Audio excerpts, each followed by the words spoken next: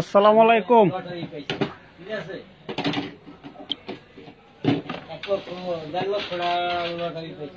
আসসালামু আলাইকুম।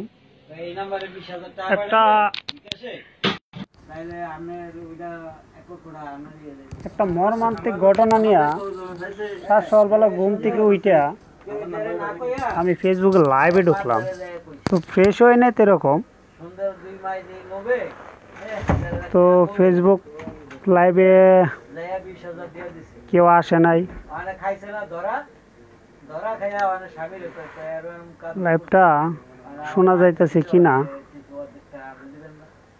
তো বুঝতে পারতাছি না।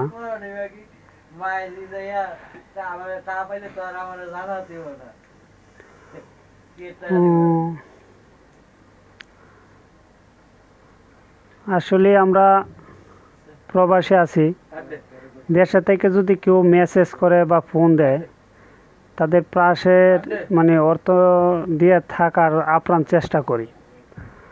আর সেই জিনিসটা দেশের কিছু কুলাঙ্গার সন্তানরা আছে যারা এদের কি বলবো ভাষা নাই। দেখতো ফেসবুক লাইভে আমার আসেনি, কথা আসেনি।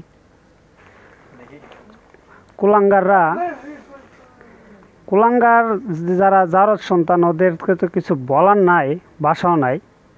আমাদের যে ফেসবুক হোয়াটসঅ্যাপ নাম্বার আছে, আমরা মোটামুটি কেউ যদি টাকা পয়সা চায় তাহলে আমরা বিকাশে টাকাগুলা দিই বা পাশে থাকি। আমাদেরও সুবিধা থাকতে পারে, আমরাও কারোর কাছে যদি ফোন করি তাহলে আমাদেরকে হেল্প করে।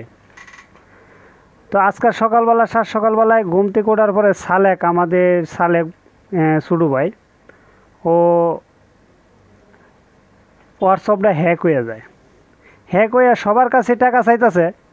এখন দিয়ে আমার কাছেও মেসেজ পাঠাইছি, কিন্তু সালেক আমার কাছে ফোন দিছিল যে ভাই আমার হোয়াটসঅ্যাপটা হ্যাক হয়ে গেছে, তো টাকা পয়সা চাইলে দেন না। অলরেডি ওর কাছ থেকে, ও যার কাছে মানে টাকা পয়সা সবসময় বাড়িতে পাঠায় বা করে,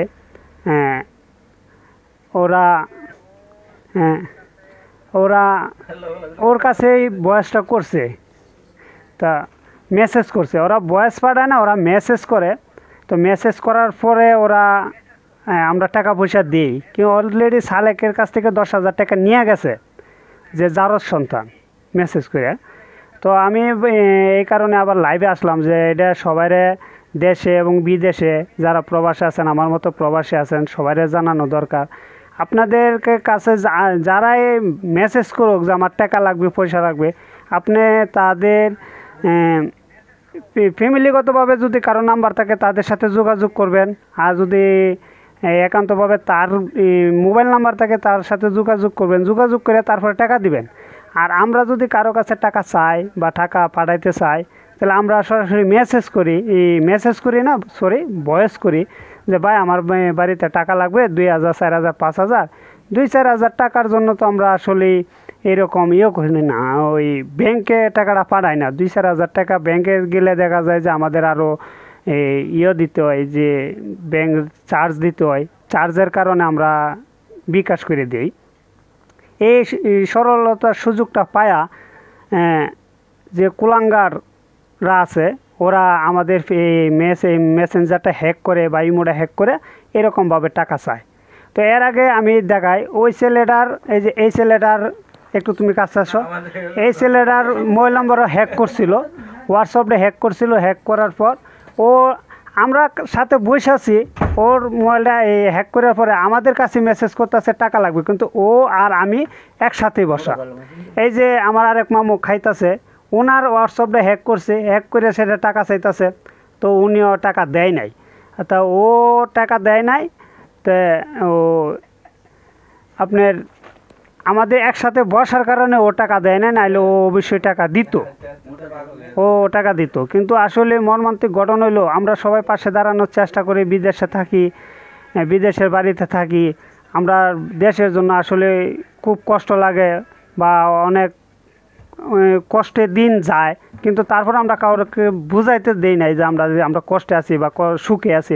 সুখে থাকে, অনেকে সুখে আছে আলহামদুলিল্লাহ, অনেকে যে অতটা সুখে আছে তা না। তারপরেও দেশে থেকে যদি কেউ 2, 4, 10 টাকা 5 টাকা 2, 4, 4,000 10,000 টাকা চায়, আমরা দেওয়ার চেষ্টা করি। কিন্তু এইভাবে যে টাকাগুলো নেওয়া যায় আসলে খুব দুঃখজনক। তাদেরকে আমার বলার মতো কোনো ভাষা নাই। আর যারা আছেন, যেমন আজকাল সালেকের হ্যাক হয়ে রয়েছে, আপনার এখানে সালেকের যারা ফেসবুক বা হোয়াটসঅ্যাপ নাম্বার সালেকের আছে, আপনারা সবাই সতর্ক থাকবেন যে যদি কোনো মেসেজ যায় আপনারা কেউ টাকা পয়সা দিবেন না। আর এরকমভাবে মেসেজ গেলে, হোয়াটসঅ্যাপে মেসেজ গেলে কেউ টাকা পয়সা দিবেন না। কারণ হয়েছে আমরা হ্যাক হয়ে গেলে তার কিছু বলার নাই। তো আর কিছু ভাষাও নাই আমার যে বলার মতো। সবাই ভালো থাকবেন, সুস্থ থাকবেন, সবার সুস্থতা কামনা করি। আর সালেকের ফেসবুকটা হ্যাক হয়ে গেছে, কেউ সবার কাছে মেসেজ যাইতেছে, আমার কাছে মেসেজ আসছে, কেউ টাকা পয়সা দিবেন না। তো এই বলে আমি রাখছি। সবাইকে আসসালামু আলাইকুম। সবাই ভালো থাকবেন, সুস্থ থাকবেন।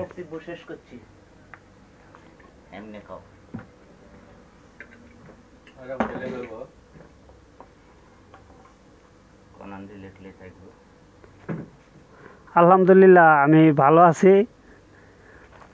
সুস্থ আছি আপনাদের দোয়ায়।